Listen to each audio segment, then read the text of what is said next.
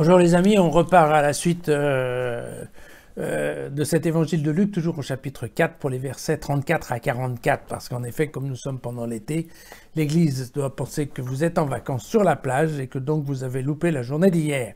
Donc aujourd'hui, on fait en sorte de dédoubler par rapport à l'évangile d'hier pour reprendre ce que je ne ferai pas de façon à vous éviter les redites. Mais donc, nous sommes à la sortie, n'est-ce pas, de la synagogue de Capharnaüm. Quittant la synagogue, il entra dans la maison de Simon. La belle-mère de Simon était en proie à une fièvre forte et le prièrent de faire quelque chose pour elle. Il se pencha sur elle, il commanda sévèrement à la fièvre et celle-ci la quitta.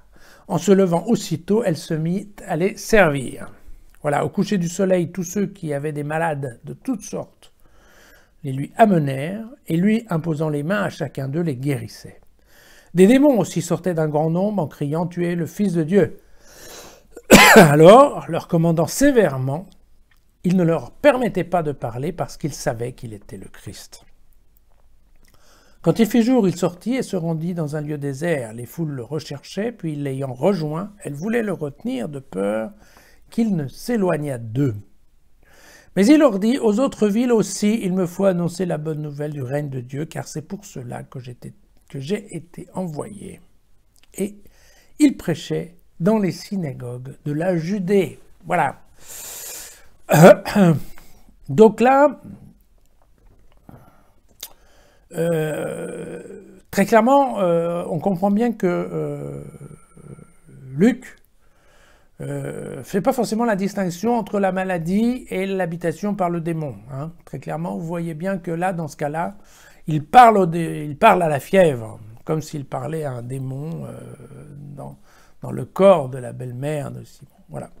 Alors que Marc, par exemple, fait tout à fait la différence entre entre la guérison et l'exorcisme. Bon, l'avantage de ce passage qu'on connaissait déjà, c'est qu'en fait, ça nous définit bien la mission de Jésus sur terre, qui est de proclamer la parole de Dieu. Là-dessus, il est très très clair, il nous dit bien, il nous dit « Aux autres villes aussi, il me faut annoncer la bonne nouvelle du règne de Dieu, c'est pour cela que j'ai été envoyé. » Donc, la mission de Jésus, c'est le prêche. La partie guérison-exorcisme, c'est en surplus. Okay, c'est un bonus. Alors un bonus bien utile, parce que c'est vrai que ça renforce bien évidemment la force et la puissance du prêche, sa compréhension. Mais ça évidemment, ça donne une notion de sérieux, parce que ça renforce le côté exceptionnel de sa personne. C'est en renforçant le côté de sa personne, évidemment, ça renforce encore la puissance de son prêche. Mais ne perdons pas de ça de tête, dans la tête, hein, c'est que effectivement, la mission de Jésus, c'est d'annoncer la bonne nouvelle, la vie éternelle, ce genre de choses. D'accord ? Bien. Et ceci étant, c'est pas... voilà. Typiquement, Jésus peut expliquer les textes sans avoir, je dirais, le sérieux et les manières désagréables, je dirais, des scribes et des pharisiens. D'accord ? Mais lui, par contre, il a la force des maladies et de la guérison. Donc ça fait moins de bruit, mais par contre, c'est au moins, bien entendu, tout aussi efficace. Et ça fait qu'en plus, les gens l'aiment, contrairement, probablement, à de nombreux scribes. Voilà. Alors, normalement, et puis bon, c'est amusant, tous ces démons qui crient voilà, ce que les juifs vont refuser d'admettre, ça, c'est toujours un côté qui, à moi, me fait un peu sourire. Et pour parler de sourire, j'ai l'habitude de raconter qu'on suppose que, en fait, au fond du fond, si Pierre a renié 3 fois, c'est parce qu'en fait, il n'a jamais pardonné à Jésus d'avoir sauvé sa belle-mère. Mais bon, évidemment, tout ça, c'est pour rire. Voilà.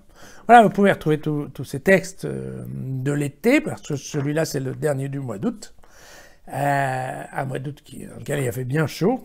Mais, eh bien, j'espère que, voilà, vous avez peut-être plus de temps cet été. Profitez-en pour revenir en arrière.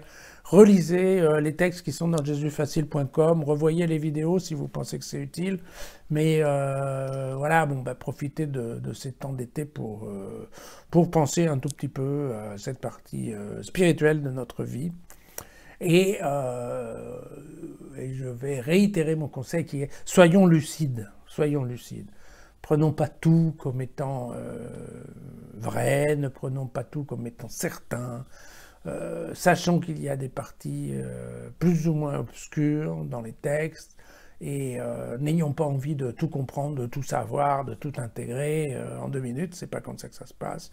Mais faisons l'effort voilà, d'être lucide, de pas gober tout et n'importe quoi sans y réfléchir 2 minutes. Voilà. Je pense, alors vous verrez, des fois c'est un peu embêtant parce que ça secoue un certain nombre d'a priori, mais d'un autre côté, eh bien, moi je vous dis que ça renforcera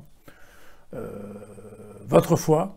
Bon, peut-être vous croirez en moins de choses, mais ce à quoi vous croirez, vous y croirez mieux. Voilà. On se retrouve demain au mois de septembre. À demain.